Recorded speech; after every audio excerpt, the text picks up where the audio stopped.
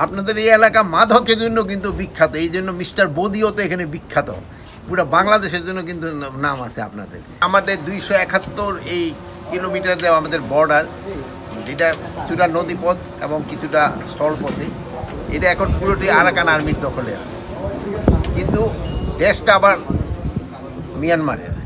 এখন আমাকে দোনোজনের সাথেই একটা সম্পর্ক বজায় রাখতে হচ্ছে এবং দোনোজনের সাথে আমাকে একটা যোগাযোগ আছে।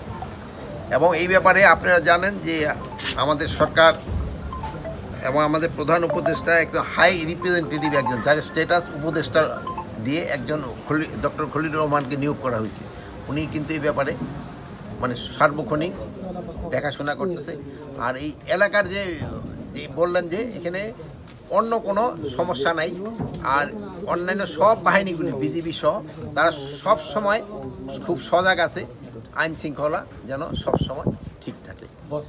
আর বর্তমানে আরেকটা প্রশ্ন করছিলেন যে এটা প্রায় 50 থেকে 60,000 রোহিঙ্গা আমাদের এখানে চলে আসছে, যাদের এফডিএম মানে হয় রেজিস্ট্রেশন হয় নাই।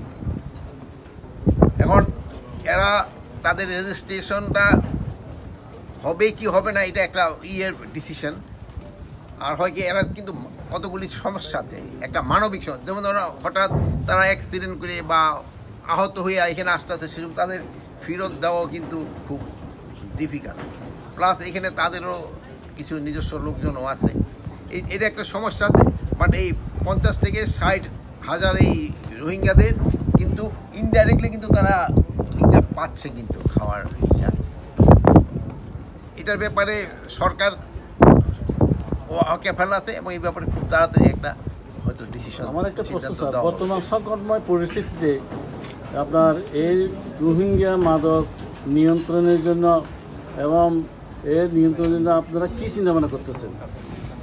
মানে এই এলাকায় মাদক কিন্তু এই প্রথম না, আপনাদের এই এলাকা মাদকের জন্য কিন্তু বিখ্যাত, এই জন্য মিস্টার বদিও তো এখানে বিখ্যাত, পুরো বাংলাদেশের জন্য কিন্তু নাম আছে আপনাদের।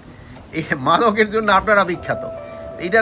এটা আপনারা বলেন এখনকার সমস্যা না, এটা অনেক আগের সমস্যা। আমিও যে সময় ডিজিবিডিআর ছিলাম এক সময়, সেই সময় এই সমস্যাই ছিল। আর এই সমস্যা কিছুটা হয়তো কলছে, দেখেন আপনি এই যে জালিয়াদ্বীপে আগে যারা ছিল তাদের কিন্তু আমরা হটাই দিছি। এই জালিয়াদ্বীপটা কিন্তু একটা হটস্পট ছিল এই মাদকের জন্য। প্লাস আমরা এই মাদকটা শুধু এই এলাকার না, এটা পুরা দেশের একটা সমস্যা, এটা একটা বিরাট দেশের একটা সমস্যা। এটা আপনাদের সবারই সাহায্য এবং সহযোগিতা দরকার হবে। এই মাদকটা যেভাবে হোক আমাদের এটা প্রতিহত করতে হবে। আপনারা এই যে আপনি হুজুর যে প্রশ্নটা করে ভালো, আপনার ইমাম সাহেবদেরও বলবেন যেন মসজিদে এরা যেন সবসময় বলে মাদক, এই জন্য জুম্মার এই যে খুতবার সময় যেন হুজুর এটা বলে, এটা কিন্তু বলতে হবে।